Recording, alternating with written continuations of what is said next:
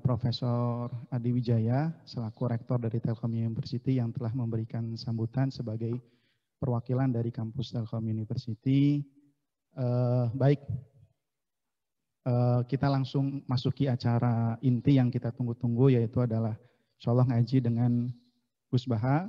Sedikit mungkin sudah dikenal juga di kalangan santri bahwasanya kita jadi kita mendapatkan guru. Insya Allah hari ini kita pengen deres ilmu dari Kiai Haji Ahmad Bahauddin Nur Salim, atau lebih kita kenal dengan Gus Baha.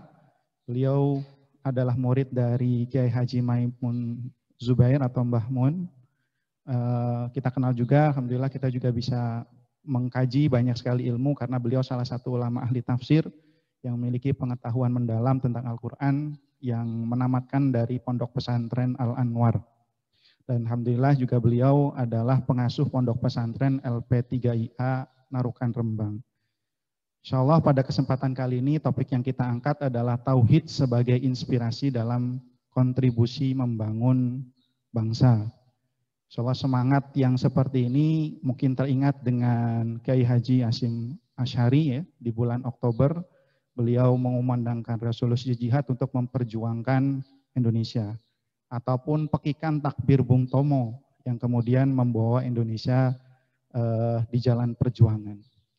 Mungkin langsung saja kepada guru kita, Gus Baha, monggo Gus.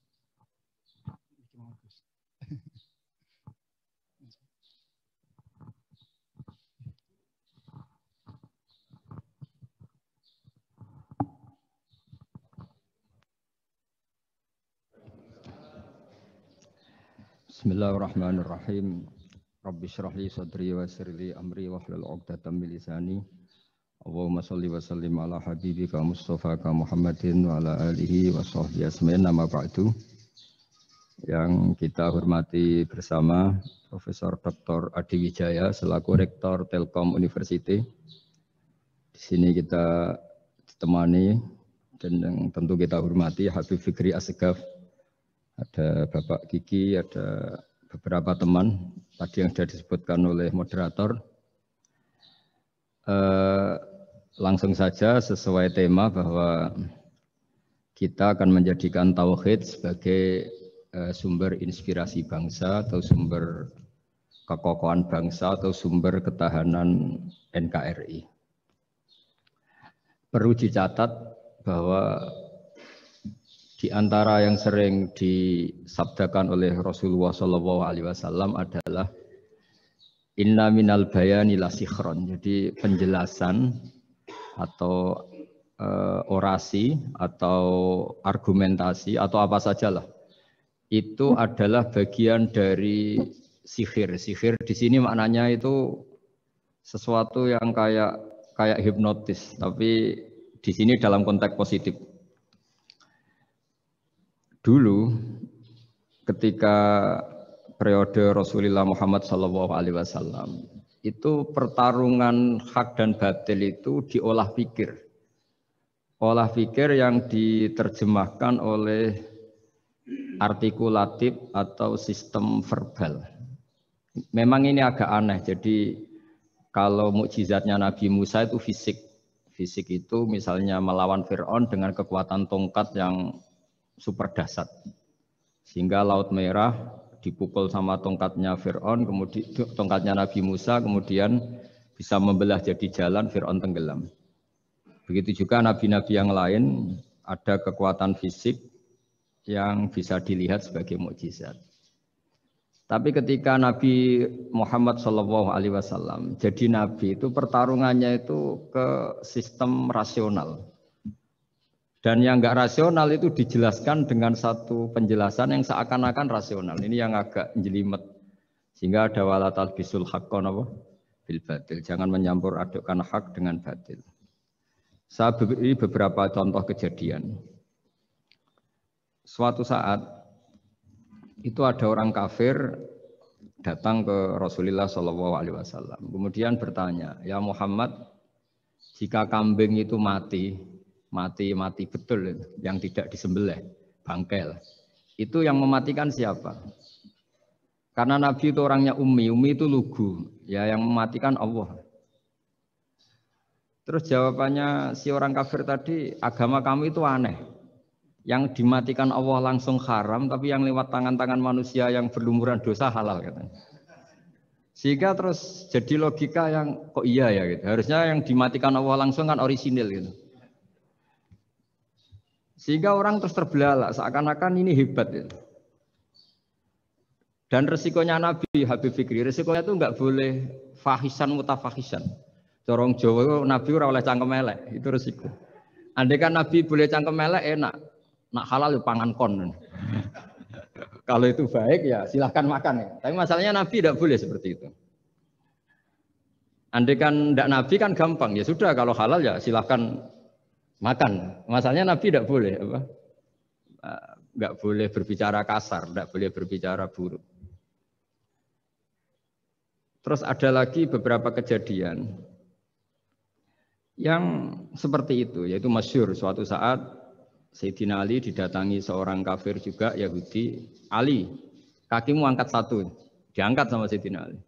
Angkat dua-duanya, ya tidak bisa. Gitu kok temanmu, maksudnya Nabi Muhammad mengklaim bisa naik langit, gitu aja kamu tidak bisa. Jadi selalu pakai olah kata. Yang ketiga misalnya Muhammad, kita ini punya urusan banyak, punya problem banyak. Dan Tuhan itu dianggap penyelesai problem, halul muskilat, yang bisa menyelesaikan problem. Pertanyaannya, kalau problem kita banyak, Tuhannya satu tidak cukup Muhammad. Kalau problemnya banyak, ya Tuhannya harus banyak.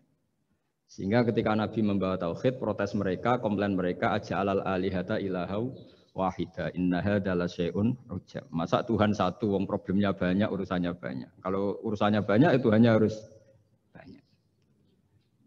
Nah, karena olah pikiran seperti ini, sebetulnya bukan olah pikiran ini, hakikatnya olah kata, karena ini tidak mewakili hakikat.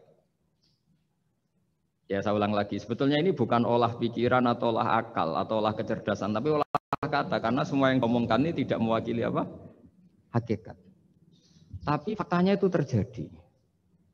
Sehingga mukjizatnya Rasulullah SAW itu tidak boleh berupa fisik kayak tongkatnya Nabi Musa atau tabutnya Nabi Harun atau apalah yang sifatnya fisik. Karena ini tidak menjawab kecerdasan-kecerdasan yang terimplementasi oleh kata-kata yang dikatakan orang-orang kafir tadi, yang bisa memojokkan orang-orang kafir.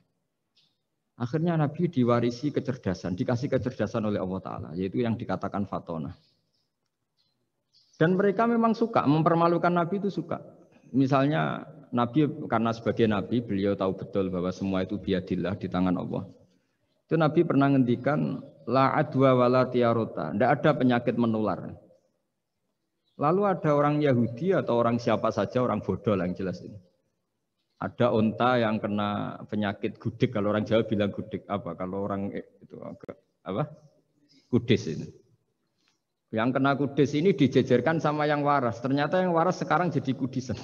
Senang mereka karena bisa mempermalukan Nabi. Ya Muhammad, ini unta kena kudis. Ternyata yang waras tertular oleh yang kena kudis. Padahal kata kamu tidak ada penyakit apa? Menular. Itu problem-problem jadi Nabi di era Rasulullah SAW. Sehingga Quran datang dengan kecerdasan yang untuk menjawab itu. Makanya Nabi tidak pakai mukjizat fisik, tapi mukjizat logika. Akhirnya Nabi diajarin Allah lewat Jibril. Yang dikira mereka yakin kalau menang dalam debat. Tapi Nabi balik bertanya, faman a'dal awwala. Jadi terjemahnya, kalau ini kena kudis karena tertular yang ini, lalu ini tertular siapa? Yang pertama tadi. Wah itu asli mat dari Allah ya, maksud saya itu. Jadi dia ingin contoh yang kedua yang tertular. Dengan itu berarti ada penyakit apa? Menular. Tapi Nabi tanyanya faman a'dal awwala. Lalu yang pertama kena kudis itu tertular siapa? Makanya kalau sekarang misalnya corona menular itu yang pertamanya dari siapa itu? Tidak tahu itu. Ya tidak perlu tahu, tidak bidang kamu. Jadi ini sama kita. Jadi logika-logika yang dibangun orang kafir itu sebenarnya bukan logika, tapi olah kata. Dan orang kafir itu paling pintar. Karena mereka itu penyair. Penyair itu kalau sekarang modern mungkin mirip-mirip jurnalis atau mirip apalah. Bisa mengubah apa saja. Apa yang sebetulnya baik dikesankan buruk atau sebaliknya. Sehingga ini menyusahkan karena Nabi harus ngendikan hakikat, harus yang benar. Sementara mereka mengatakan kebatilan dengan penjelasan yang baik. Ini ribet kan? Sehingga dalam banyak percekcokan ya, itu susah dicari jalan tengah karena sama-sama mirip, kebenaran ini sama-sama mirip. Jadi misalnya yang masyhur dalam satu peristiwa besar, konflik antara Sayyidina Ali dan Sayyidina Muawiyah. Itu konflik yang nggak bisa diedarkan, gara-gara kalimat, gara-gara kata-kata. Makanya sekeras-kerasnya pedang atau senjata itu masih keras apa? Kata-kata atau polemik lah atau apalah. Karena sekarang itu agak susah membahasakan. Ketika konflik Ali dan Muawiyah itu ada orang bilang, ya sudah, nahkum bi kitabillah. Sudah sekarang kita kembali ke kitabillah. Itu mereka megang mushaf. Mushaf ini yang saya pegang namanya mushaf. Seakan-akan itu benar karena orang Islam harus kembali kepada kitabullah. Pertanyaannya lalu Ali kata Ali, fadrabal mushafa biyadihi. Sayyidina Ali nepuk mushaf ini keras sekali. Sal hadal mushaf kata Sayyidina Ali. Kalau kita harus kembali ke Quran, coba tanya ini. Mushaf ini ya, mushaf seperti milik saya ini. Akhirnya orang-orang Khawarij bilang, innama huwa warakun wa madadun. Itu hanya kertas sama tulisan. Bagaimana mungkin kita bertanya? Pas itu adalah orang Khawarij itu orang yang enggak mau ngakui Ali, juga enggak mau ngakui Muawiyah. Dan Sayyidina Ali sama Sayyidina Muawiyah sudah sadar mau bikin mediator, mau bikin solusi jalan tengah. Jadi sebenarnya dua beliau itu orang baik. Gara-gara diprovokasi orang Khawarij, terus jadi bentrok. Orang Khawarij bilang, enggak ada Ali, enggak ada Muawiyah, yang ada adalah kitabullah, yaitu mushaf. Benar, secara zahir benar, memang orang Islam harus kembali ke mushaf. Tapi Sayyidina Ali pinter, sal hadal mushaf. Kalau gitu, tanyakan mushaf itu. Ketika Sayyidina Ali dan Sayyidina Muawiyah sudah sepakat bikin perdamaian. Akhirnya singkat cerita, innama huwa rakun wa wadadun, kata orang-orang Khawarij itu hanya kertas dan pena. Kenapa bisa disuruh atau diminta jawaban? Terus kata Sayyidina Ali, enggak bisa toh kamu tanya mushaf, ya enggak bisa. Makanya tanya saya katanya. Akhirnya Sayyidina Ali memberi penjelasan, wa in khiftum shiqaqa bainihima fab'asu hakaman min ahli wa hakaman min ahliha. Jika dua mempelai suami istri itu ngalami konflik, di mana-mana orang konflik orang ini serasa seneng nek. Kita kalau sedang marah, semuanya lah kalau sedang marah sama istri itu orang ini serasa seneng. Jadi sing ganteng ora ketok gantenge. Wis ketok elek etok. Sehingga kalau ngomongi anaknya, dasar nakal kok bapake gitu. Bapaknya gitu, nanti dasar cerewet koyo ibuke. Makanya alhamdulillah banyak anak kita yang mewarisi nakalnya bapaknya dan nakalnya ibunya. Karena sabdonya mesti seperti itu. Jadi anak kita ini korban cara ngomong kita. Maka kita tidak wali itu harus syukur karena omongannya nggak mandi. Itu kalau kita wali, itu anak kita jadi orang buruk semua. Karena kita ngomong dasar goblok koyo ibuke. Dari ibuke dasar nakal koyo bapake. Berarti anak kita punya status goblok dan nakal. Tapi alhamdulillah yang ngomong itu tidak wali sehingga diabaikan saja sama Allah. Gak penting. Ngomongannya orang tidak wali itu tidak penting. Makanya tidak wali itu tetap punya sisi positif. Kalau ngomong tidak ngefek. Tapi kalau wali itu direspon sama Allah. Langsung ya. Tapi kalau wali ya tidak ngomong gitu. Tapi. Jadi kalau orang nggak suka itu nggak boleh ketemu. Karena tambah benci. Sehingga butuh mediator. Itu sudah, ini termasuk ilmu psikologi Quran. Kalau orang sedang tidak cocok itu nggak boleh ketemu pakai apa? Mediator. Jika suami istri sedang konflik, itu sebaiknya, seharusnya atau sayugyanya itu kirim mediator. Fab'atsu hakaman min ahli wa hakaman min ahliha. Iyurida islaha yuwaffiqillahu bainahuma. Terus kata Sayyidina Ali, wa amru ummati Muhammad a'dhamu min amri rajulin wa imra'atin. Dan urusan umat Muhammad yang kita sedang konflik dengan kekuatan besar dan bisa pertumpahan darah, itu lebih ngeri timbang urusan suami dan istri. Itu saja solusinya mediator. Artinya sesepele itu urusan pribadi saja Allah menyuruh ada Yator. Apalagi urusan kita yang lebih dahsyat. Akhirnya mereka ngakui cara istimbat, cara ngambil kesimpulan Sayyidina Ali. Jadi ini masalah-masalah yang orang bilang seakan-akan benar. Sudah kita kembali ke Quran, kembali ke Quran. Quran yang mana? Wong kamu tidak paham. Lama-lama tanyanya cetakan mana ini? Ribet kan? Makanya saya ini bikin gerakan besar-besaran yang dulu saya ngaji tafsir lama sekali dengan Mbah Mun. Ngaji sama bapak saya, sekarang alhamdulillah sering diskusi sama Pak Quraisyab karena kita ini butuh dan saya punya teman akrab Gus Zofur juga dokter tafsir. Ya kalau kamu ingin tak sebut ya temannya teman kalian semua untuk mengkaji apa? Tafsir. Itu memang kita butuh.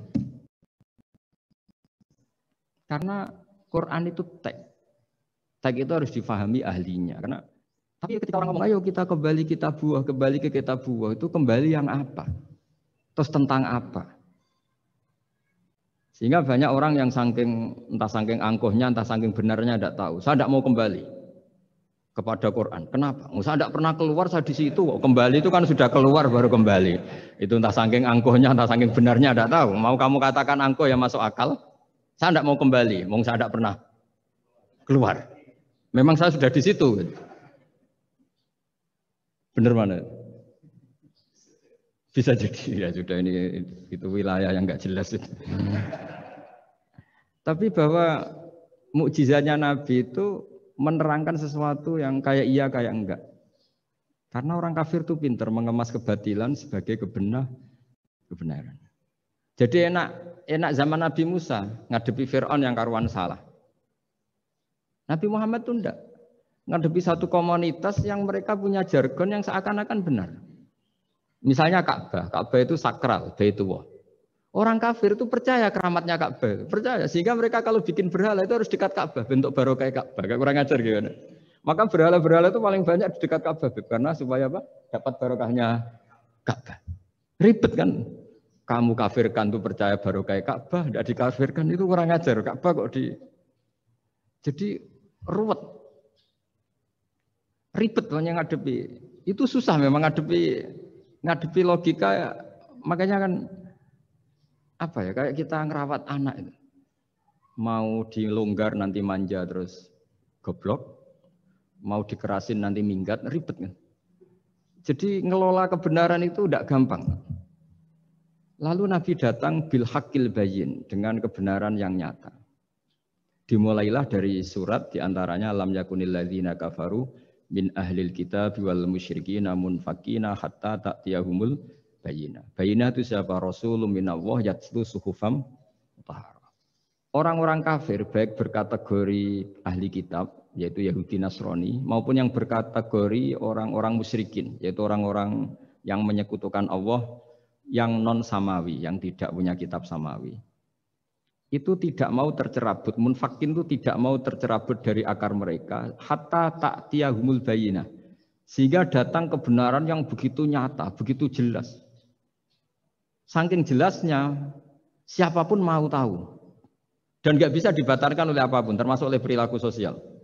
Siapa itu? Rasulun minallah yatslu suhufam mutahharah. Itu yaitu Rasulnya Allah yang membaca lampiran-lampiran suci, yaitu Quran. Sehingga Nabi datang dengan analogi pembanding. Orang-orang yang berpikir Tuhan harus banyak karena urusan itu banyak, problem banyak. Lalu Nabi bikin analogi.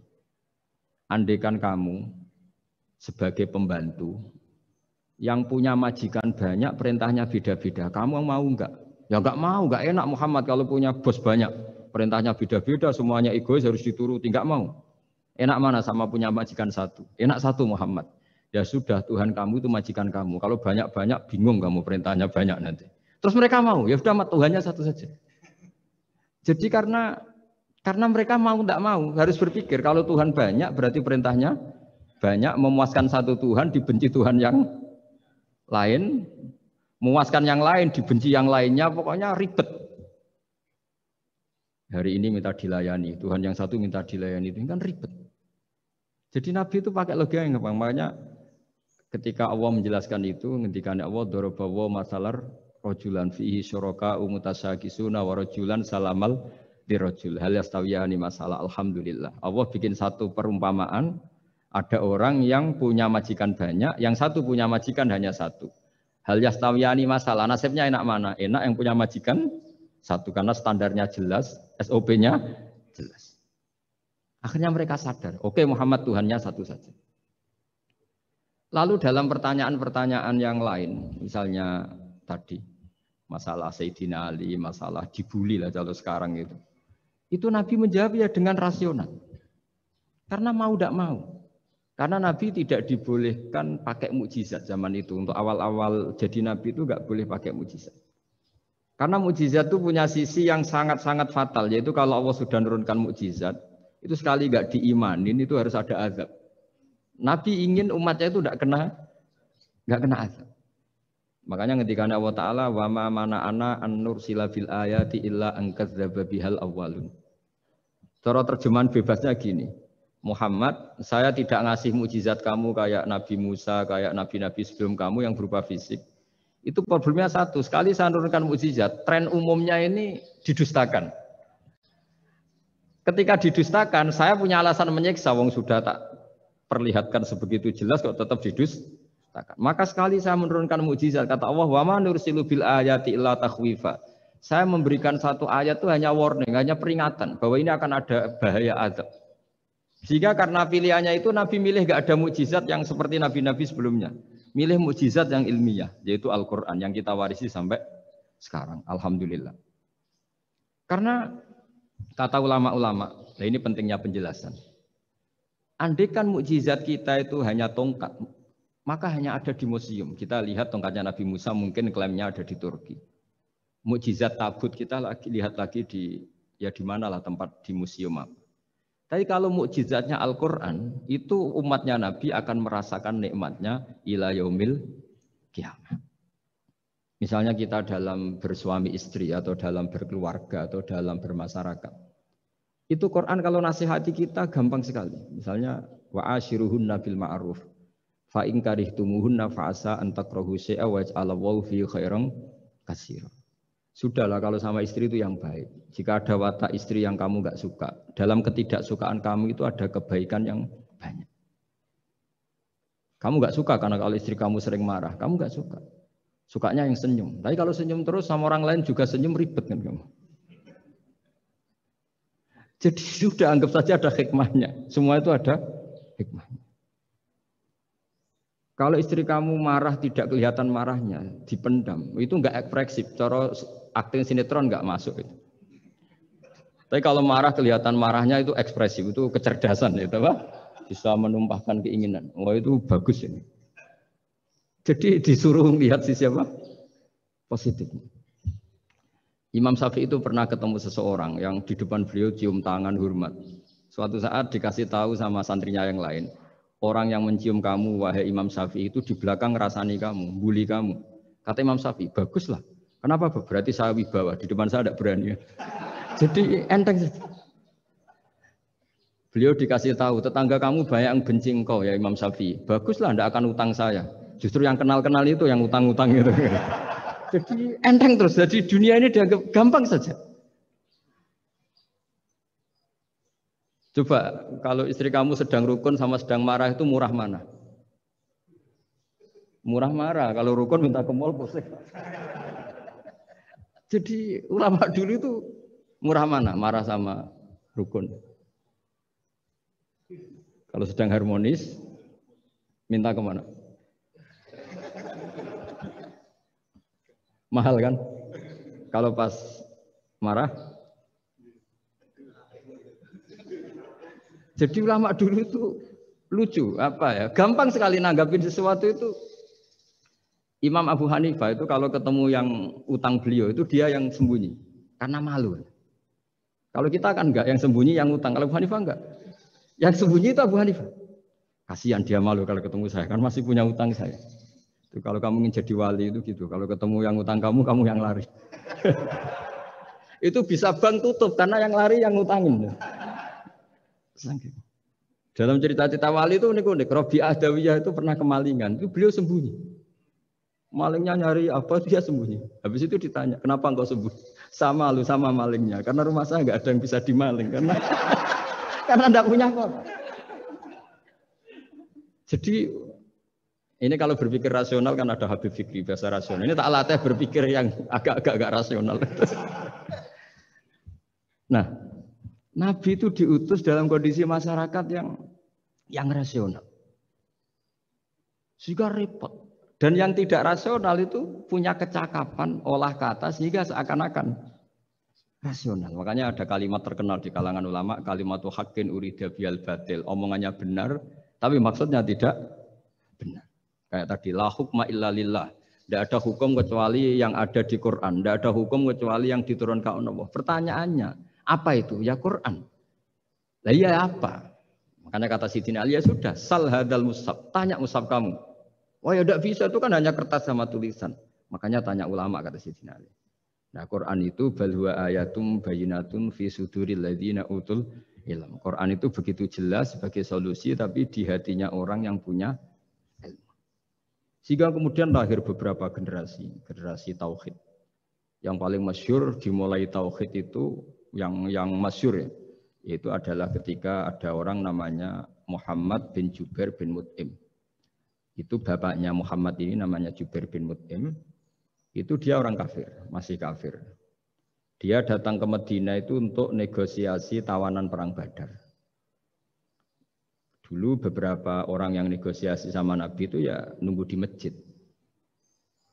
Singkat cerita, Nabi sholat maghrib baca surat Wattur wa kitabim mastur fi raqim mansur wal baitil ma'mur was-saqfu fil marfu wal bahril masyur. Terus dia dengerin sampai Allah tanya, am khuliqu min ghairi syai'in. Kalau kamu tidak ngakui saya sebagai Tuhan, kata Allah, silahkan Anda berpikir bahwa alam raya ini dimulai dari ketiadaan. Atau kamu sendiri merasa sebagai pencipta alam raya ini, pencipta langit dan bumi. Itu namanya am khalaqus samawati wal ard. Itu orang itu disebut dahiyatul Arab, orang paling cerdas di Arab. Itu dia bingung. Dia selamanya kafir. Cara berpikir menuhankan berhala, Lata, Uzza. Pokoknya menuhankan makhluk lah. Terus dia mikir, Muhammad ini kacau ya. Akal saya dihabisin, kata dia. Jadi cara berpikir dia pakai akal. Dia tidak percaya mukjizatnya Quran. Tapi dia bilang, Muhammad ini kacau. Akal saya dihabisin. Akhirnya Nabi setelah salam, dia menyatakan Islam. Karena kata dia, Muhammad, akal saya habis oleh apa yang kamu baca. Nah ini saya mau menerangkan tauhid sebagai inspirasi. Yaitu logikanya gini, langit bumi ini kan wujud itu punya eksistensi.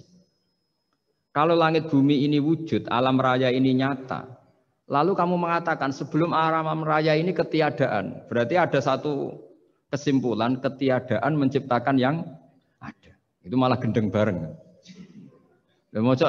Logikanya kan nggak kena, al-adamu yakhluqu maujudan, sesuatu yang nggak ada menyebabkan atau menjadikan sesuatu yang ada. Akhirnya, padahal pertanyaannya tadi gitu, ya sudah kalau kamu nggak percaya saya sebagai Tuhan, sebagai pencipta awal, sudah ada usah Tuhan-Tuhanan. Tapi ya mari goblok bareng dengan mengatakan bahwa alam yang ada ini diciptakan oleh sesuatu yang tidak ada. Jadi Jubair, saya tidak mau goblok Muhammad, sudahlah iman saja saya, karena saya tidak mau goblok. Jadi agama ini datang dengan keceriaan berpikir. Sehingga Ibnu Hajar al-Asqalani mengatakan hadatin ja'a bil iltizat al-aqli. Agama ini datang dengan kenyamanan berpikir. Coba kalau Anda seorang profesor atau seorang doktor atau seorang ilmuwan. Kemudian Anda diajak goblok dengan teori baru bahwa sesuatu yang ada itu diciptakan oleh yang tidak ada. Mau enggak kamu? Mau semuanya rasa turu. Diajarin sesuatu yang ada diciptakan oleh yang tidak ada.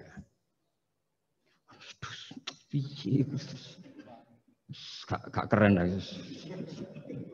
Gak boleh saya lurus.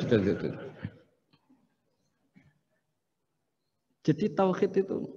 Nah, kemudian lahir ulama-ulama baru yang cara ngarang sama. Ini kitab yang dulu saya ngaji sama Syekhina Kiai Maimun Zubair Mbah Mun.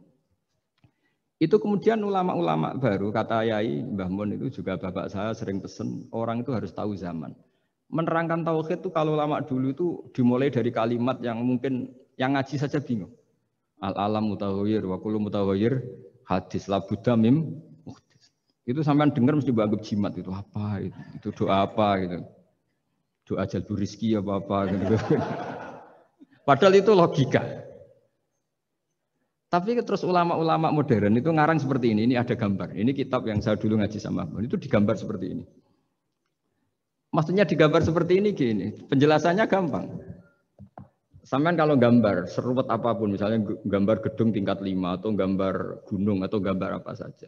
Mbok seruat apapun gambar itu dimulai dari satu titik. Tadi hadhil awalim kulluha, bahwa alam semua ini dimulai dari nuqtatil wujud, ada titik wujud. Dan karena ini wujud penyebab harus bersifat awal. Makanya Allah itu selain wujud harus bersifat al-awwal, kalau bahasa pondok al-qadim. Karena tidak mungkin yang menciptakan kemudian kalah dulu dengan yang diciptakan. Begitu juga Imam Al-Amudi. Imam Al-Amudi itu jadi wali itu karena dia ahli matematika. Sampai muridnya itu eskal. Ini guru saya masuk surga enggak? Kalau ngajar itu senangnya ngajar matematika. Beliau ahli usul fikih, ahli fikih, tapi senangnya ngajar matematika. Sampai muridnya sanksi, ini masuk surga enggak? Walhasil dalam cerita keramat beliau, sama ndak usah tuh saya tidak percaya. Kamu ndak wali, kok ndak percaya gimana? Ribet sekarang gitu. Orang kalau nggak nekuni sesuatu terus nggak percaya, ribet. Itu beliau masuk surga itu dijamin dapat surga itu karena ngajar matematika. Tapi di hati beliau hanya satu. Matematika adalah satu ilmu yang dimulai dari angka 1. 0, itu tetap dimulai dari 1. Nggak bisa. Akhirnya beliau cerita. Angka 2 atau 3 nisbatul wahid wal isnaini ila mi'ah wa ila ma la nihayatallah, semuanya sama, nisbatul far'i ilal asli, kata beliau. Mbok angka 2, 3, 1000 sampai 1 miliar itu perbandingannya dengan angka 1 apa hubungannya? Al far'i ma'al asli, yaitu angka 2, 3 adalah cabang dari angka 1. Jadi alam raya sebanyak apapun, ada galaksi, ada Mars, ada apa saja, tetap dimulai dari wujud yang 1, yaitu wujudnya Allah Subhanahu wa Ta'ala. Jadi beliau menjadikan matematika sebagai alat perangkat untuk tahu tauhid, bahwa alam raya ini dimulai dari al-wujudul wahid, wujud yang 1. Makanya kul huwallahu ahad, Allahus somad, lam yalid walam yulad, dan seterusnya. Nah, makanya ketika orang menyoal hukum adat yang menipu kita, adat itu sunnatullah yang kita lihat. Itu Quran mesti mengembalikan wahwaladzi yabda'ul khalqa tsumma yu'idu wa huwa ahwanu alaih. Sebagian di surat Yasin diterangkan ansha'aha awwala marrah. Ketika kita lama sekali, namanya manusia itu lahir dari seorang bapak dan ibu, ini lama sekali. Yang namanya telur itu lama sekali lahir dari ayam, keluar dari ayam. Yang namanya pohon besar itu mesti dari biji yang kecil. Karena lama itu terjadi, seakan-akan kita ngomong, kita berkeyakinan, tahu-tahu ada pohon besar itu mukhal. Tahu-tahu ada manusia ini mukhal. Makanya ketika ada figur yang bernama Isa bin Maryam, itu orang kafir Yahudi, itu menolak. Bagaimana mungkin ada manusia tanpa bapak? Oke, itu menyalahi prosedur lazim, protap lazim. Tapi kata Allah gimana? Inna masalah Isa indawahi kamasali Adam. Kalau Isa mukhal karena tanpa bapak, harusnya Adam lebih mukhal karena tanpa bapak, tanpa ibu. Jadi artinya apa? Allah tetap mengingatkan bahwa kudroh saya yang pertama itu menjadikan semuanya mungkin tanpa perangkat adat. Maka kitab ini yang saya baca ini, milik Said Hussein Afandi ini, itu menjelaskan bahwa hukum adat itu menipu. Saya ulang lagi, hukum adat itu menipu. Ketika ayam mengeluarkan telur, telur kemudian menjadi ayam lagi. Terus kita berdebat, telur sama ayam dulu mana? Menurut Anda milih mana? Milih apa? Telur. Kalau ini, yang kubu sebelah ini. Ayam apa telur? Telur. Ayam. Ayam lahir dari Nah, pertanyaannya begini kalau menurut tauhid. Ketika lazim kalau telur itu nanti suatu saat jadi ayam, terus ayam kemudian lazim mengeluarkan telur. Ketika Anda mengatakan mungkin kontribusi Anda terhadap kemungkinan itu apa? Kan sama, Anda tidak ikut menciptakan. Wong tidak ikut menciptakan kok menvonis mungkin dan tidak mungkin. Kamu itu hanya saksi. Makanya pertanyaannya Allah, loh ketika itu kamu anggap mungkin, kontribusi Anda itu apa? Kan hanya melihat. Kamu sendiri tetap tidak mampu bikin telur, Anda juga tidak mampu bikin ayam. Artinya meskipun telur jadi ayam, ayam jadi telur sampai kiamat, tetap ada kontribusi kudrohnya Allah Subhanahu wa Ta'ala. Bukan berarti berdiri sendiri, wong kamu yang bilang mungkin ya nyatanya enggak berkontribusi. Sehingga kalau suatu saat Allah bikin telur dari batu atau ayam keluar dari batu, bagi Allah itu enggak masalah. Tapi bagi kamu masalah. Bagaimana mungkin hewan keluar dari batu? Ini logikanya gimana? Loh memangnya ketika telur dari ayam itu logika kamu gimana coba? Kamu ikut bikin enggak? Nah ini di sini pentingnya mukjizat. Akhirnya Allah bikin mukjizat, ada satu onta besar keluar dari batu, yaitu mukjizat Nabi Kamu memasalahkan, ini gimana onta kok keluar dari batu? Lalu kalau Allah tanya kamu, gimana telur keluar dari ayam? Loh ini biasa Gusti mungkin, memangnya kamu bisa. Berarti bagi orang yang tauhid, yang wali, keluarnya ayam dari telur sama onta dari batu itu nisbatnya sama. Sama-sama semuanya di luar kontribusi kita. Kenapa yang satu kamu katakan mungkin, yang satu kamu katakan tidak mungkin? Toh kamu sama-sama tidak terlibat. Itu cara berpikir tauhid. Artinya apa? Orang-orang wali atau orang-orang alim, meskipun melihat telur keluar dari ayam tiap hari, tetap subhanallah, subhanallah, Allahu Akbar. Karena ini keajaiban. Tapi kamu kan enggak taunya ajaib itu yang aneh-aneh itu. Makanya banyak cari kiai aneh yang gondrong, yang enggak pernah mandi, gara-gara kamu itu suka aneh itu gara-gara. Dong ini ya. Dong itu tahu ya. Jadi buat sesering apapun alam raya ini ada siklusnya. Biji jadi pohon, pohon kemudian keluarkan buah-buah ada biji. Semuanya yang berkontribusi hanya kudrohnya Allah Ta'ala. Tidak mengikat Allah. Allah bisa bikin tanpa itu semua. Makanya Allah selalu memperbarui mukjizatnya. Termasuk ada onta besar keluar dari batu. Yaitu mukjizatnya Nabi Soleh. Kamu nggak boleh menyoal ini mukhal. Mukhal gimana? Karena itu nggak mungkin. Ukuran nggak mungkin apa? Kamu nggak bisa bikin kan? Sama, telur keluar dari ayam kamu bisa bikin. Sama-sama enggak. Nah di sini pentingnya ngaji ya. Makanya Allah ngendikan innallaha la yastahyi ayyadriba masalam ma ba'udatan fama fawqaha. Allah itu tidak malu bikin contoh nyamuk. Karena nyamuk ini mukjizat yang besar. Sudah hewannya kecil, di situ ada ususnya. Ususnya ada uratnya. Coba kalau kamu bikin nyamuk. Kalau yang santri agak nakal itu ya ada alat kelaminnya, ada uratnya. Coba jenengan bayangkan, nyamuk kecil kan? Itu ada uratnya enggak? Ada ususnya ada uratnya. Uratnya ada bakterinya. Pusing kan kamu? Jadi sebetulnya ayat Allah yang dasar itu bukan dinosaurus tapi nyamuk. Bikin uratnya dinosaurus masih gampang, hewannya besar paling uratnya segini. Itu pesan di Juwana bisa lah. Tapi kalau pesen organnya apa? Nyamuk. Perutnya seberapa? Sudah gitu dia di dalamnya ada calon anaknya. Lebih kecil, banyak lagi jumlahnya coba. Nah ini agama ini datang dengan akal. Jadi kelihatan ada mukjizatnya Quran karena menyontohkan nyamuk.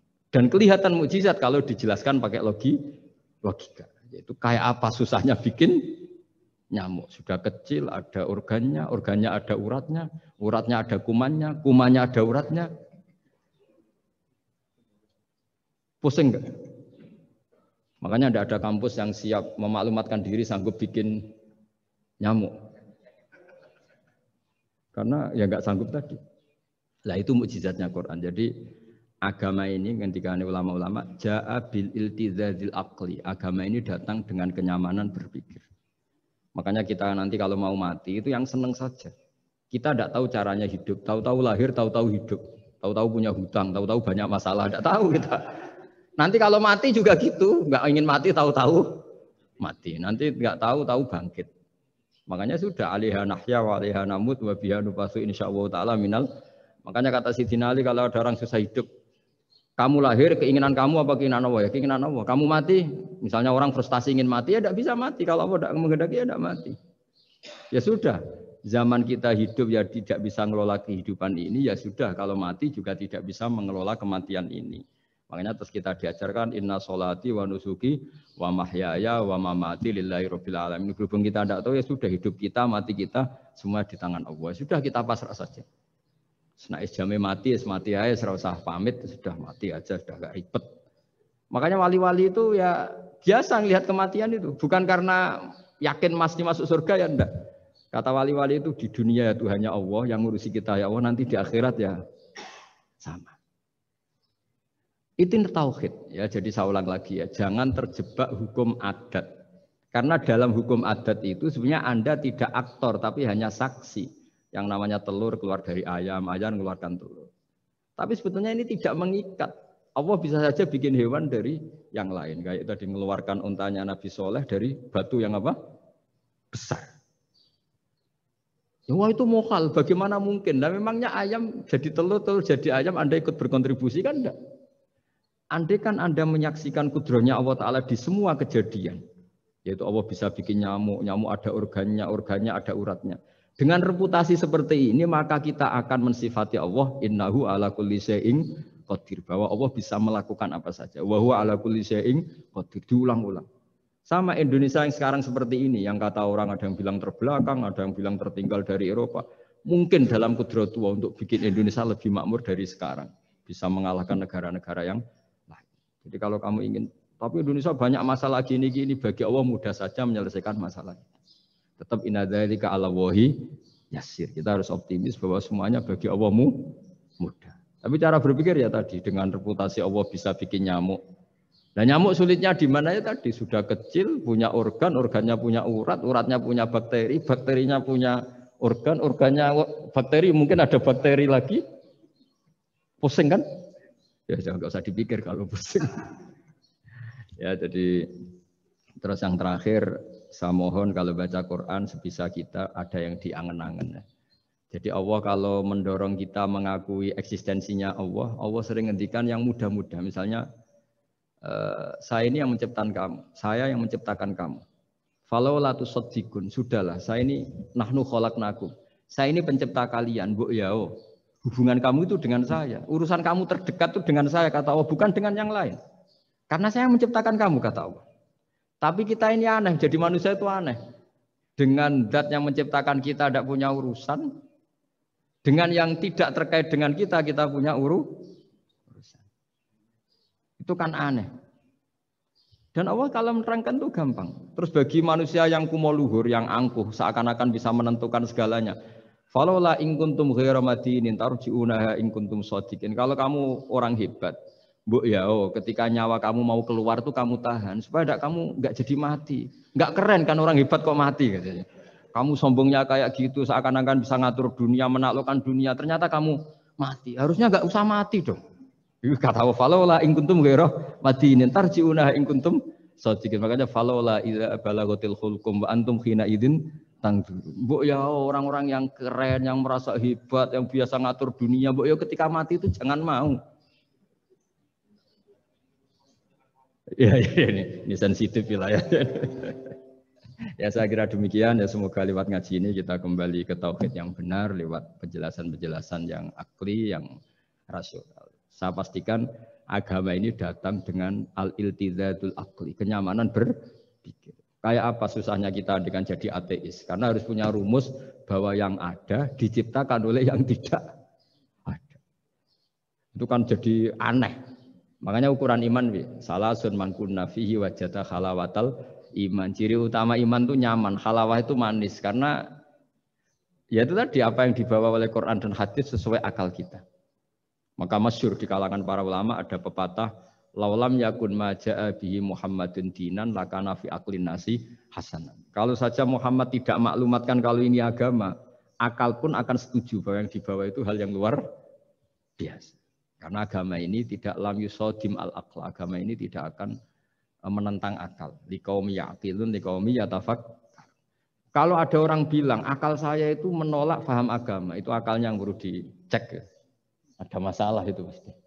Ya, saya kira demikian. Assalamualaikum warahmatullahi wabarakatuh. Pertanyaannya jangan Kak Barbar. Baik, alhamdulillah telah mendengarkan paparan yang cukup sangat menarik dari Gus Baha.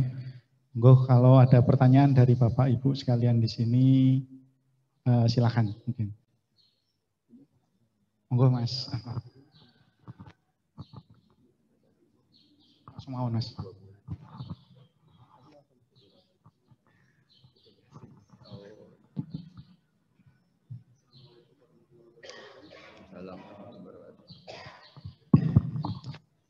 Gus badhe tanglet. Nggih. Gus, ilmu itu kan membingungkan. Semakin dipelajari, kita semakin merasa fakir. Kesimpulannya langsung ilmu itu membingungkan. Iya. Kita menurut saya jangan. Tapi ilmu itu juga paradok, Gus. Semakin dipelajari, kita semakin tahu, semakin ingin membaca, tapi kadang kita juga merasa takut dengan ilmu itu sendiri. Pertanyaan saya, apakah itu hal yang wajar, Gus?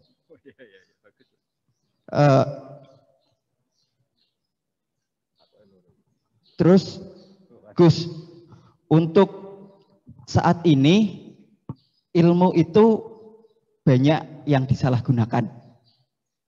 Orang yang berilmu dibuat salah dan disalahgunakan. Pertanyaannya adalah supaya orang yang benar itu tetap benar walaupun disalahkan dan disalahgunakan, guidance-nya itu apa, Gus? Karena semakin kesini banyak yang nggak berilmu ngaku berilmu, yang berilmu disalahkan dan disalahgunakan. Terima kasih. Wassalamualaikum warahmatullahi wabarakatuh. Anak gue jenengan.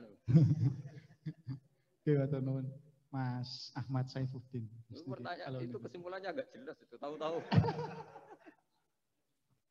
Ilmu itu menyenangkan bukan membingungkan. Enggak, itu maksudnya gimana kok tahu-tahu ilmu itu gimana tadi? Membingungkan. Misalnya ilmu tentang apa? Iya. Yeah.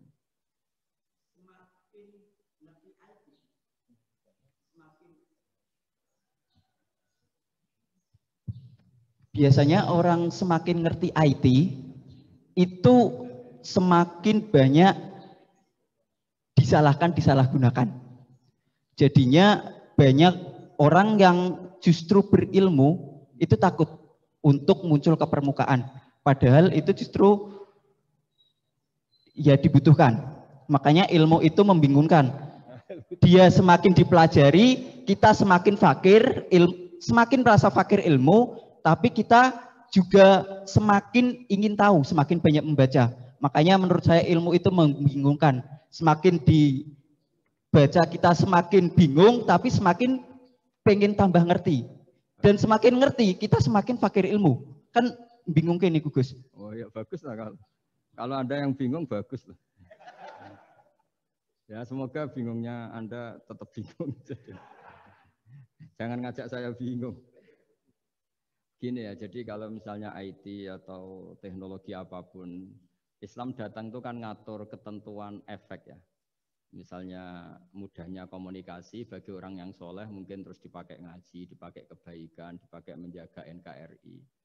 Bagi yang tidak baik, dipakai alat selingkuh, alat memecah belah bangsa, dipakai alat adu domba. Jadi Islam datang ya sudah ketentuannya yang dipakai maslahat itu halal, yang dipakai madarat itu haram. Islam hanya ngajari itu, tapi bahwa penemunya yang menjadikan semuanya mudah. Dulu kita nelpon hanya dengar suara, sekarang pakai apa? Bisa tatap muka.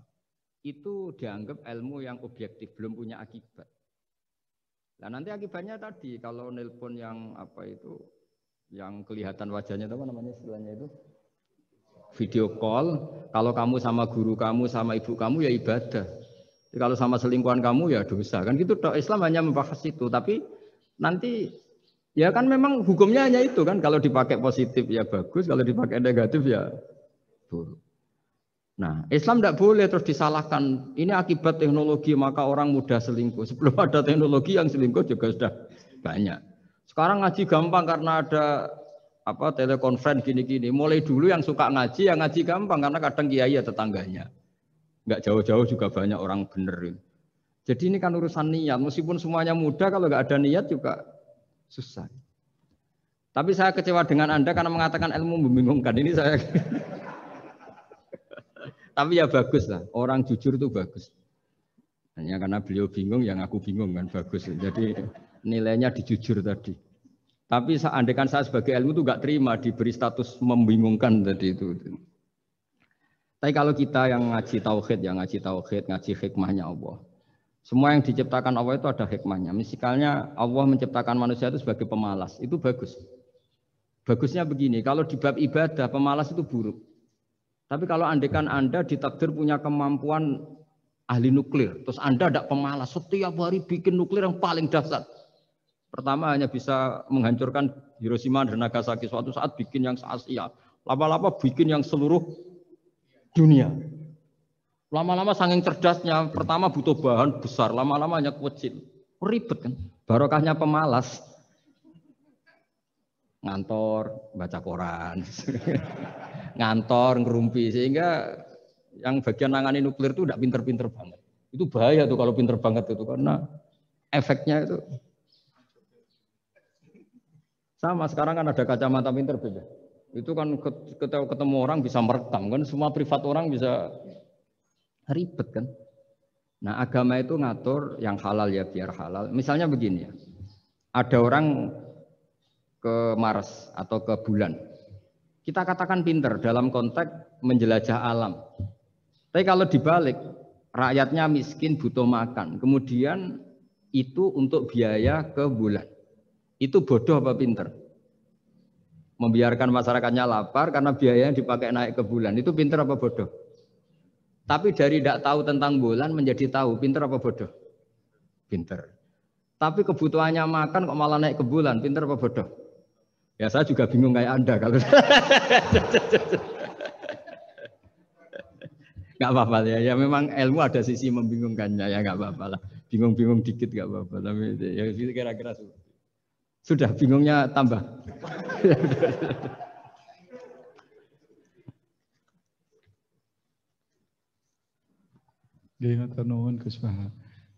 Berikutnya monggo Mas Afif nih, Afif Khairul Hidayat. Oh, itu yang undang malah tanya.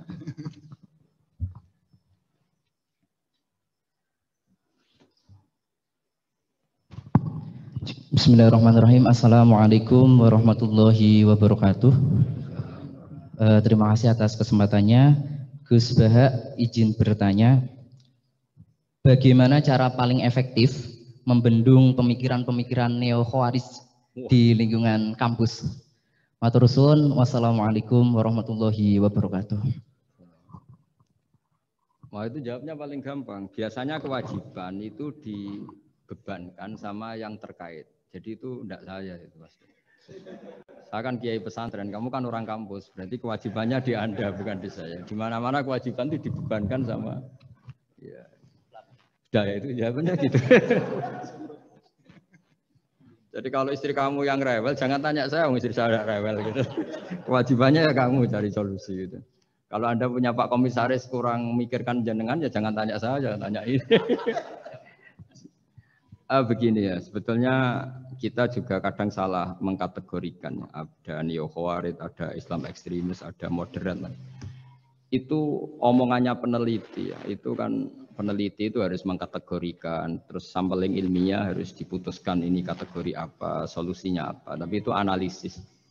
Sebetulnya masalah itu tidak sesulit itu ya. Kalau Allah menghendaki gampang saja. Misalnya Anda berpikir neo-khawarij, kemudian anak Anda sakit, yang ditakdir nyuwun sewu harus hutang tetangga, kebetulan yang ngutangin itu orang Islam moderat. Ini yang sering lupa, para analis itu, saya ulang lagi, para analis itu, mbok ya ngregani pangeran. Saya itu sering ketemu para analis. Sering saya ingatkan, mbok ya kamu itu ngregani Allah. Allah itu punya hak untuk kreasi, punya hak untuk ngatur, punya hak untuk menentukan. Kita misalnya begini, kadang berpikir, orang neo-khawarij tadi itu bisa enggak ekstrim kalau bacanya buku ini atau ngikuti pikirannya tokoh ini, itu kita. Tapi kalau Allah itu enggak. Saya beberapa kali ada kejadian orang begitu benci misalnya sama Muhammadiyah atau benci sama NU atau benci apa. Itu marine mergo anaknya pacaran terus nikah. Mulane corong Jawa gedeng tapi nyanding. Itu dulu banyak kiai yang benci Muhammadiyah. Barang anaknya besanan ya baik-baik saja. Karena nanti cucunya jadi Muhammad NU. itu buahnya ada 1-2 itu. Sama nanti orang yang kuras gitu ternyata pas butuh bantuan yang nolong itu Islam moderat. Akhirnya kan karena Al-Insan Abdul Ihsan itu ya respect. Jadi, nah tapi kita sebagai analis ngiranya kalau pikiran itu dilawan pikiran, tidak mesti juga. Jadi manusia itu segampang itu. Dulu yang namanya Abi Sufyan itu bencinya sama Nabi, Masya Allah juga sebaliknya. Tapi ketika Ummi Habibah jadi istrinya Nabi, itu kebencian yang penggemar Abi Sufyan dan Nabi cair. Begitu juga Juwairiyah. Makanya ketika ada konflik besar antara kelompok-kelompok itu, karena mereka sebagian sudah jadi istrinya Nabi itu, mereka bilang Asharu Rasulullah SAW. Jadi konflik yang se-ekstrem itu selesainya pakai besanan. Ashar itu besanan. Mau tukaran gimana? Mau benci Muhammadiyah gimana? Cucunya sekarang sudah Muhammad NU. Yang NU juga cucunya sekarang. Ya sudah. Akhirnya ya baik-baik saja. Jadi tidak udah ada solusinya. Kalau Allah sudah menghendaki nanti gampang saja. Sama jangan tanya. Lah kapan itu Gus? Yang saya ada Tuhan kamu tanya ya, tanya sama Allah. Jawabannya wallahu a'lam. Tapi saya mohon para analis ya, jangan corong Jawa ojo ngilani pangeran. Tuhan itu diberi hak untuk menyelesaikan karena banyak yang di luar dugaan. Wahsy itu menjadi mukmin justru setelah membunuh Hamzah. Khalid bin Walid menjadi mukmin justru setelah menang di perang Uhud. Tapi kalau Allah menghendaki segampang itu. Yaitu ketika Khalid bin Walid menang di perang Uhud karena sahabat melanggar perintah Nabi harus tetap di atas gunung sementara mereka melanggar turun ke gunung. Itu Khalid bin Walid itu, wah Muhammad itu luar biasa. Anak buahnya melanggar saja dikasih sanksi, apalagi kita. Ini berarti orang yang sangat diperhatikan oleh Tuhannya. Terus dia cara berpikir begitu. Akhirnya masuk Islam. Banyak orang masuk Islam itu malah pas menyembah Tuhannya, Tuhan berhala. Itu ada orang Arab, zaman Arab dulu. Pas mau nyembah berhalanya, pas ada luwak kencing di kepala berhala itu. Terus dia, aduh punya Tuhan kok gak keren, gimana? Terus masuk Islam. Jadi dia dapat hidayat pas keliru. Kalau dalam cerita kewalian ya Sunan Kalijogo itu, dia jadi muridnya Sunan Bonang. Kenalan pertama karena begal Sunan Bonang. Pas begal malah jadi murid. Jadi kalau Allah itu punya sekian cara. Kadang kiai itu gak bisa ngislamkan orang, tapi banyak mahasiswa punya pacar non muslim itu yang islamkan pacarnya. Ribet kan kalau sudah mau apa coba itu memang. Ya sudah Allah itu diberi hak untuk tetap Allah sebagai Tuhan itu tidak usah. Mbah Mun itu diantara yang sering dikatakan beliau itu dulu saya juga agak protes dengan tanda kutip, tapi beliau ngendikan ya saya sami'na wa ata'na. Kata beliau gini, hak sok itu sing gawa agama nang Indonesia itu pegawai negeri. Yang bawa agama kemana-mana itu pegawai negeri. Saya sempat protes. Lah santri bah, mau santri karuan mau santri. Tapi setelah saya jadi kiai, ya bebas. Setelah saya jadi kiai ini kan sudah jadi kiai betul, sudah jadi kiai betul. Tanpa SK kan tadi kiai. Kalau komisaris pakai SK, kalau kiai itu nggak usah SK. Setelah saya jadi kiai itu sering ada tamu dokter, ada tamu tentara, ada tamu pegawai-pegawai negeri. Itu bilang, saya ini dokter. Karena saya dokter. Kadang datang di pedalaman Papua, NTT itu kan atas nama dokter, yaitu di puskesmas desa-desa tertinggal. Karena mereka muslim berkebutuhan Islam, yaitu ada sholat, ada masjid, akhirnya dibikinkan.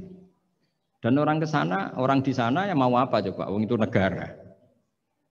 Coba kalau yang datang kita sebagai kiai, dianggap misionaris kan? Artinya begitu juga di Belanda misalnya atau di New Zealand atau di Jerman. Saya punya banyak kawan yang duta di kedutaan. Gara-gara persahabatan mereka duta besar, mereka muslim. Gara-gara muslim berkebutuhan bikin masjid. Akhirnya di negara-negara non-muslim juga banyak masjid dibikin kedutaan, dibikin mahasiswa. Nah, tapi kalau kita jadi analis, mungkin kita hanya agama ini diajarkan oleh ulama, dibawa oleh santri. Tapi tidak seperti itu. Nyatanya Allah dengan kehendaknya bisa saja menyalurkan agama ini lewat PNS, lewat macam-macam. Jadi Allah itu maha kuasa. Makanya kita ini hanya bersaksi bahwa innallaha ala kulli syai'in qadir. Nah, kita sebagai kiai memang bantu mengenalkan ahkam fikihnya yang detail-detail itu. Tapi kalau yang menyebarkan Islam itu Allah punya cara. Saya kemarin pas ketemu Habib Quraisy, di antara yang diceritakan itu, orang Inggris itu kadang kenal Islam itu ya lewat Muhammad Salah itu, pemain bola itu. Karena mereka tidak ingin ngamati kiai, yang ingin diamati pemain bola. Jadi pertama, itu orang Prancis itu tidak benci Islam itu gara-gara Zainuddin Yazid Zidane itu. Zizou itu loh, itu namanya Zainuddin Yazid. Yazid Zainuddin, kena bahasa Prancis jadi Zinedine Zidane.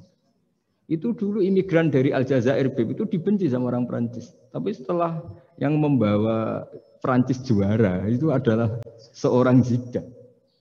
Itu terus mereka agak benci Islam karena yang membawa kebanggaan Prancis juara dunia. Apalagi kalau nggak salah pas itu ada 3 pemain Muslim Prancis. Orang ngira orang Prancis tidak benci Islam kan nunggu toleransi beragama lewat buku-buku toleran. Ternyata enggak karena pemain bola coba.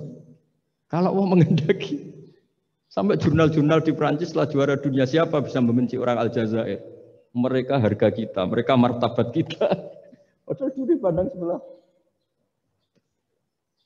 Dulu itu orang di Inggris, pemain Inggris itu kalau mau sholat susah, mau puasa susah. Terus mereka ingin minta hak puasa kalau musim puasa.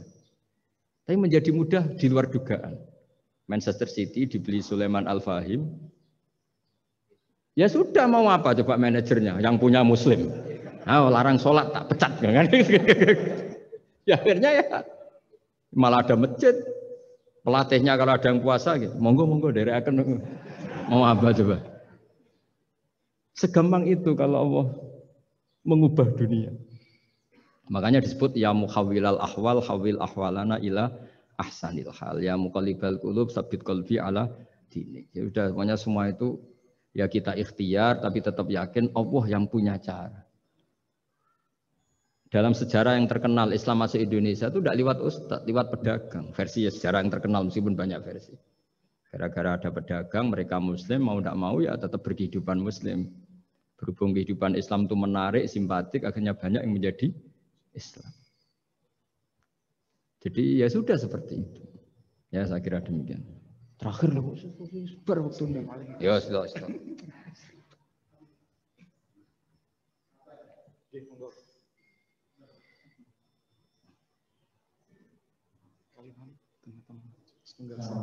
Ya. Ribet ya anak buahnya.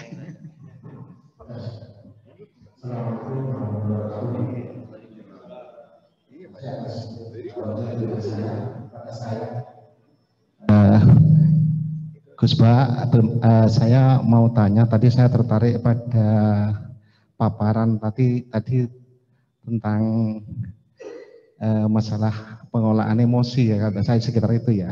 Jadi menghadapi orang misalkan pasangan atau istri atau teman yang apa namanya itu jengkel atau nyengit atau enggak sejalan dengan pikiran kita kok bisa enjoy kayak bisa bahagia itu gimana Ustadz ceritanya? Itu apakah juga ada solusi lain misalkan kita itu ada pelarian lain dalam artian yang positif ya, misalkan yang saya misalkan istri atau pasangan kita atau nyengit kita ke hobi ke apa misalkan kita pelariannya agar kita tidak marah-marah itu gimana Ustadz? Tadi saya sepintas itu memperhatikan masalah itu karena itu penting dalam rangka ini mengelola inilah biar kita itu bisa enjoy karena kalau kita itu ada terlalu keras dengan orang atau istri atau teman kan kita tidak bahagia kudu ngamuk-ngamuk. Nah itu gimana tadi? Makasih Gus, mohon diulang itu. Ya. Assalamualaikum warahmatullahi wabarakatuh. Kamu didatangkan untuk mengulangi itu. Kalau enggak dipecat jadi moderator.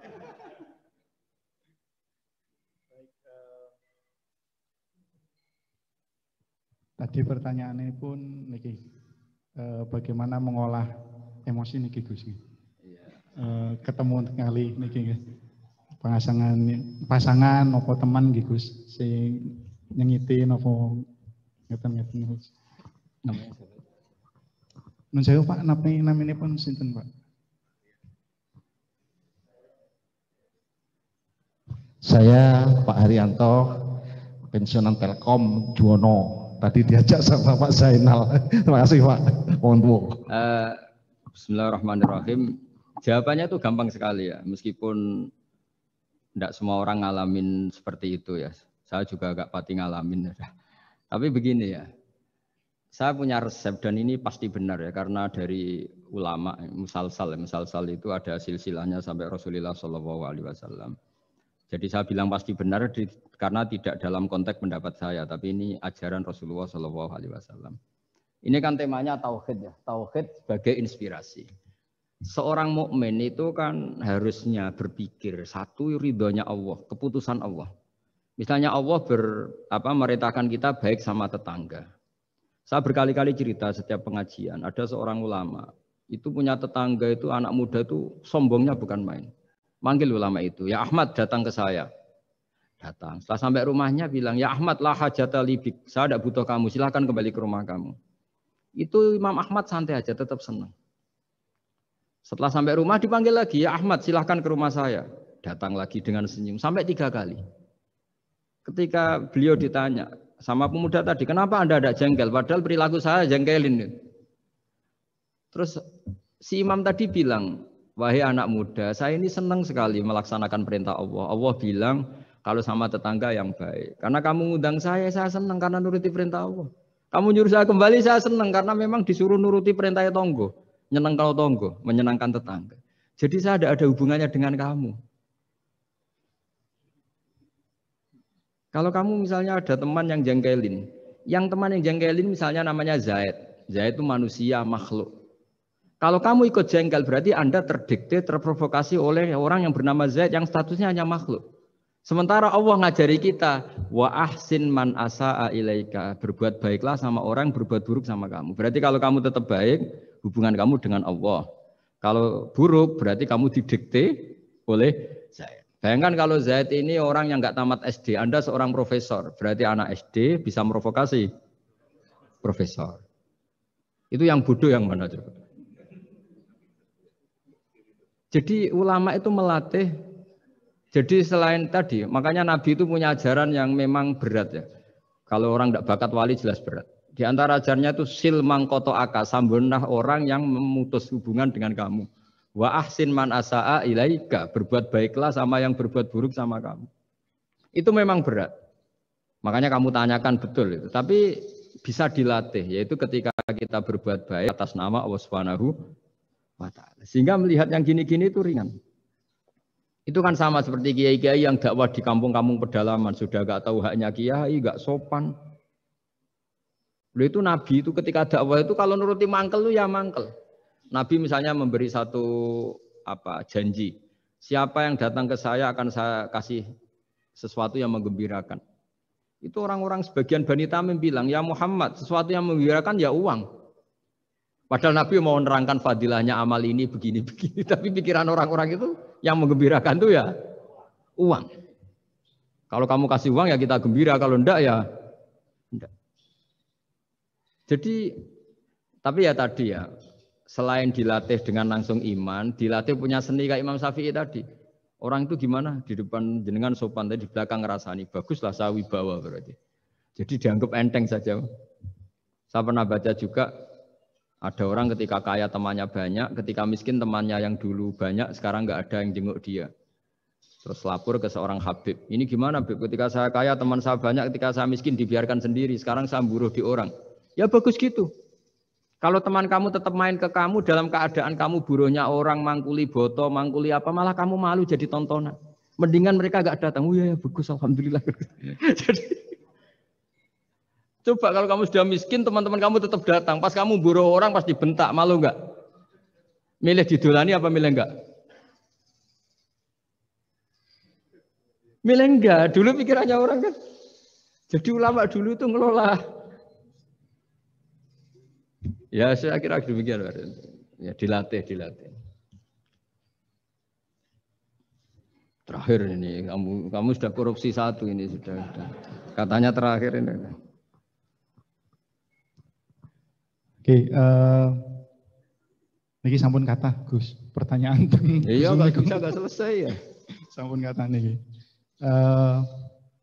Digabungkan ya Gus. Ya enggak bisa kalau satu ya satu. Kurang ya. Niki pertanyaan paling dasar mungkin Gus. Pertanyaan pertama, perbedaan antara akidah sama tauhid Gus. Apa perbedaan antara akidah sama tauhid? Yang berikutnya. Oh, sudah ini. Pintar nyelip-nyelipin politikus. Enggak apa. Gus. Betul. Sudah selesai maksudnya. Satu setunggal malih Gus. Gimana, Bu? Soalnya kata nih. 1B katanya disuruh. Diistilahkan 1B. 1B. Jadi ada 1A dan 1B. Niki kata enten 20 pertanyaan niki Gus ten Zoom niki Gus. Ya udah pilih mawon nggih. Satu aja. Perbedaan akidah kali tauhid. Yang kedua, bagaimana Al-Qur'an menjadi inspirasi dalam kehidupan. Berkesempatan di mondok pesantren sementara ada di antara kita yang belum merasakan mondok di pesantren, belajar ilmu Al-Quran, maka ada beberapa yang mengikuti orang yang berani menafsiri tapi keblinger. Jadi tafsir ayam kambing adalah ulama, atau ada yang khawatir menafsiri sendiri jadi salah. Mohon pencerahan dari Gus Bahar. Bismillahirrahmanirrahim. Alhamdulillah ini terakhir, semangat sekali saya sudah. Begini ya, jadi kalau biasanya ini sering dipakai Pak Kures ya, sesuatu itu pakai madatul kalimah atau kosakata. Jadi kalau akoda itu dari ain, kofdal maknanya mengikat, sehingga kalau kita transaksi disebut apa? Akad. Jadi sesuatu yang mengikat disebut akad. Kata turunannya bisa akidah, sesuatu yang sudah komitmen itu disebut akad atau akidah. Kita berkomitmen iman bahwa Allah satu. Nah satu itu bahasa Arabnya wahid. Terus dari kata wahada wahidu tauhidan, mengesahkan Allah itu disebut apa? Tauhid. Nah, tauhid itu dimulai la syarikalah, bahwa tidak ada kekuatan di luar Allah yang sekuat Allah, disebut tauhid. Jadi akidah dan tauhid itu sama, akidah ya tauhid, tauhid juga akidah. Jadi itu sama. Makanya yang dikatakan Islam itu apa? Yang dikatakan Islam itu adalah al-i'tiqad atau al-aqidah bil janan, akidah tertanam di hati, wa nutqu bil lisan, kemudian akidah itu kita lafadzkan, kita ucapkan, wal amal bil arkan, dan implementasi fisik kita juga seperti itu. Makanya yang dikatakan iman, dikatakan ihsan adalah tadi apa? Akidahnya itu ada bil janan di hati, diucapkan bil lisan, kemudian dipraktekkan bil arkan, yaitu anggota fisik, anggota tubuh kita. Sehingga sujud itu dianggap ibadah paling lengkap karena fisik kita ya tunduk sama Allah dengan kepala di bawah. Kalimatnya juga kalimat tunduk, subhana rabbiyal a'la wa bihamdi. Jadi makanya dilafatkan. Nah, dilafatkan itu penting supaya kuat. Makanya kita ini menyesali betul ketika ada perdebatan niat itu dilafatkan apa enggak. Itu enggak penting. Sebetulnya semua kita yang NU atau yang ahli sunnah atau siapa saja mengatakan melafatkan niat itu sunat. Jadi tidak mengatakan wajib. Tapi yang menentang dilafatkan juga kebablasan. Nah, melafatkan saja kok enggak boleh. Makanya dulu itu ada guyonan ketika penguasanya itu niat duhur gimana? Dijawab usolli fardhu dhuhri, salah, niat ada di hati. Barang yang satu kuasa, niat duhur gimana? Ditulis niat ada di hati, enggak, yang benar usolli fardhu dhuhri. Ya ribet kalau gitu. Jadi akidah dari kata akoda. Akoda itu mengikat. Sehingga disebut akdun nikah, berarti ikatan nikah. Akdul ba' berarti hukum jual beli yang sudah jadi. Ya. Akidah itu kata turunan dari itu. Sehingga maknanya apa? Komitmen kita terhadap agama ini. Komitmen kita terhadap Islam. Apa komitmen yang paling dasar dalam Islam? Tauhid. Mengesahkan Allah bahwa tidak ada Tuhan selain Allah. Nah, terus tadi yang menyangkut tafsir ya. Tidak semua kita pernah mondok. Jawabannya sudah tahu lah kalau tidak semua kita itu pernah mondok. Tapi begini ya. Pesantren itu dulu Itu tidak harus seperti ini yang di pondok saya atau di pondok-pondok yang lain. Pesantren itu adalah sistem pengajaran di mana setelah diajarkan itu dirasakan, diamalkan, dijiwai. Sehingga dulu malah nggak ada pesantren yang kayak kita ini. Ulama-ulama dulu ya di rumah ngaji, tapi serius. Sehingga dulu itu memang yang dimulai ini yang adat kampus sebagian itu agak-agak cocok itu menghafal. Kalau kampus itu kadang kuat analisisnya, kalau di pondok itu memang disuruh menghafal. Kenapa menghafal itu menjadi penting? Karena pengembangan itu setelah hafal. Tapi kalau tidak hafal, maka sebenarnya kita tidak pernah mengembangkan agama, mengembangkan pikiran kita sendiri. Sehingga kita ini butuh hafal. Meskipun setelah itu ada analisis. Saya beri contoh misalnya gini. Mulai kecil sampai tua kita ketemu orang yang sangat materialistik. Makan enak itu apa? Sate. Makan enak itu bakso. Makan enak itu pizza. Selalu kita dibentuk fisik. Tapi kalau kita ngaji sama ulama, makan enak itu apa? Ya saat kamu lapar. Maka ulama dulu mengatakan makanan enak itu apa? Idamuhu alju. Lauknya adalah lapar. Kalau kamu lapar semua makanan enak. Ini kearifan. Dulu ada ulama yang datang melihat istrinya makan satu piring habis. Hanya satu piring ditanya, kenapa tidak tanduk, sudah kenyang? Alhamdulillah, berarti saya tidak butuh korupsi. Ternyata istri saya hanya makan satu piring kenyang. Kalau makannya 1 ton, baru saya butuh korupsi karena tidak cukup. Begitu juga melihat ngopi. Setiap orang cowok, kalau ngopi itu senang sekali. Bahwa ternyata untuk senang itu tidak harus selingkuh, tidak harus maksiat, tidak harus ke klub atau tempat-tempat yang salah. Jadi ulama dulu itu cara kearifannya itu dijaga oleh hal-hal yang sepele. Ternyata saya ngopi itu bisa senang. Ya berarti senang itu tidak harus maksiat. Gendong anak senangnya bukan main. Melihat anaknya sehat tidur senang. Sehingga ulama dulu mengatakan al-istidrad bil mubahat min qutbiddin. Menikmati hal yang dibolehkan Allah itu qutbuddin. Pokok dari agama ini. Nah, kenapa orang butuh maksiat? Karena nggak bisa nikmati hal-hal seperti ini. Makanya beragama itu harus nyaman. Dengan nyaman ini diharapkan orang tidak butuh nyaman lewat jalur yang tidak benar. Orang ketemu cucunya senang, ketemu anak senang, ngopi senang. Hal-hal yang taat ya. Apalagi Rasulullah SAW dengan sholat itu senangnya bukan main. Sampai beliau ngintikan wa qurratu aini fis sholat.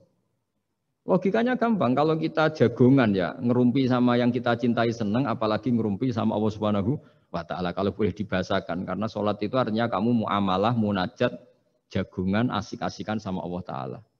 Rabbana lakal hamdu, engkau mempunyai segala puji yang di langit maupun di bumi, yang memenuhi langit dan bumi. Jadi itu yang harus jadi solusi bangsa ini. Coba misalnya malam-malam macet, andai kan malam-malam banyak yang tahajud kan Jakarta itu tidak macet.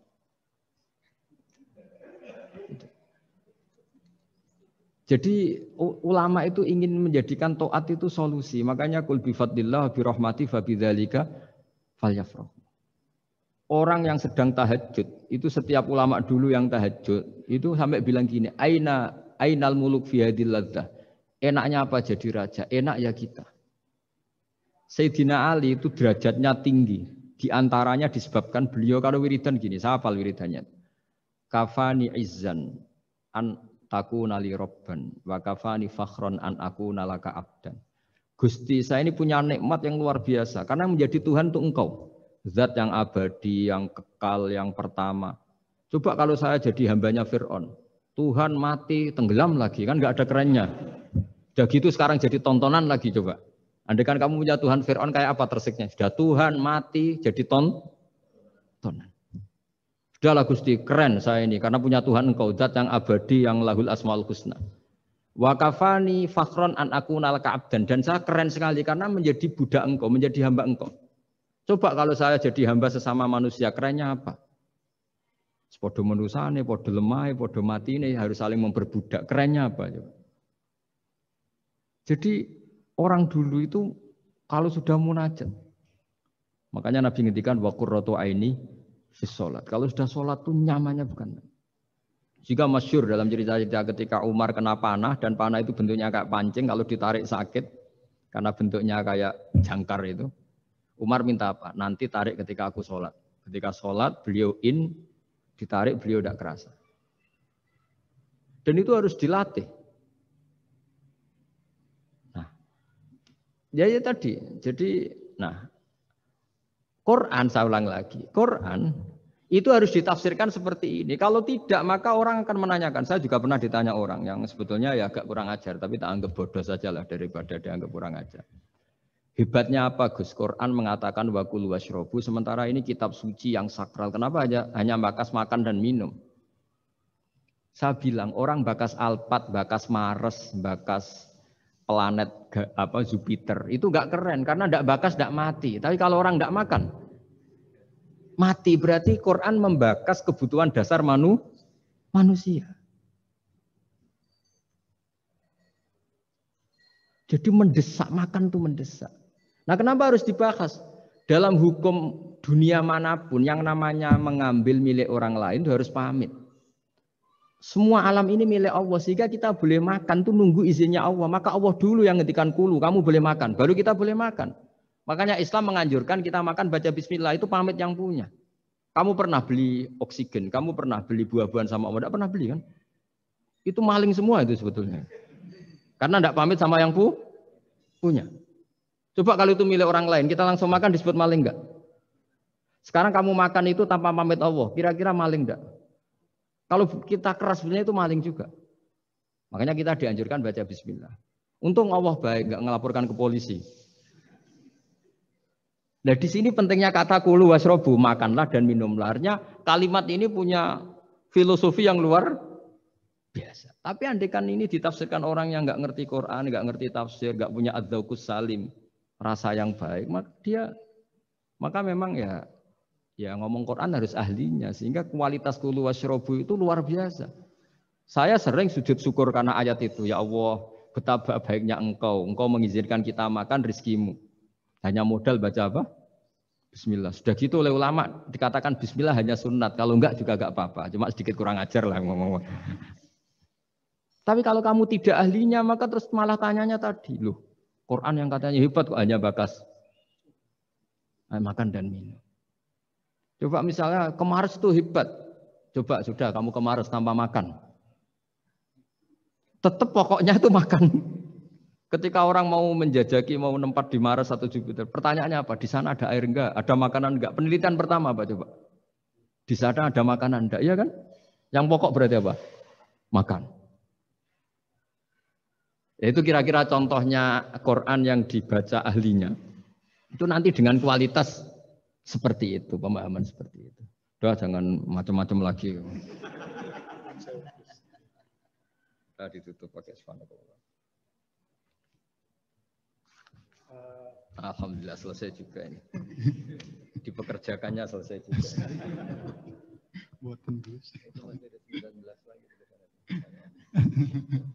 Baik Bapak Ibu sekalian, mohon maaf pertanyaannya dibatasi baik yang datang on-site ataupun online karena keterbatasan waktu, yang kedua juga karena keterbatasan dari jawaban tersebut juga gitu ya. Walaupun saya yakin ini melihat antusiasme, mudah-mudahan nanti Gus Baha berkenan kalau di ini lagi Gus ngisi pengajian lagi Gus. Mudah-mudahan boten Gus nih. Semoga semangat Bapak Ibu sekalian dari pertanyaan dan juga dari online tersebut juga menandakan semangat kita untuk semakin mendekat kepada Allah Subhanahu wa taala seperti yang tadi disampaikan oleh Gus Baha juga ya. Terkait juga semoga kita semakin merasakan tauhid kita. Tauhid kita itu didapat dari Al-Qur'an dan As-Sunnah, dan di mana Al-Qur'an dan As-Sunnah itu hanya bisa diketahui dari para ulama gitu ya. Jadi tidak bisa tidak kalau kita belajar dari para ulama. Baik, acara kita berakhir sekian sampai di sini. Mungkin minta izin kepada Gus Baha untuk menutup dengan doa Gus. Membuli terus. Ya yang standar. Apa kamu yang doa ya Kak Pak? Habib Fikri. Baik, kita tutup pertemuan pengajian kali ini dengan bacaan hamdalah, alhamdulillahirabbil alamin, dan juga doa kafaratul majelis. Subhanakallahumma bihamdika asyhadu an la ilaha illa anta astaghfiruka wa atubu ilaik. Baik, mungkin terakhir izinkan untuk mengambil foto dengan Zoom mungkin Gus. Dengan mungkin operator bisa kasih apa-apa operator.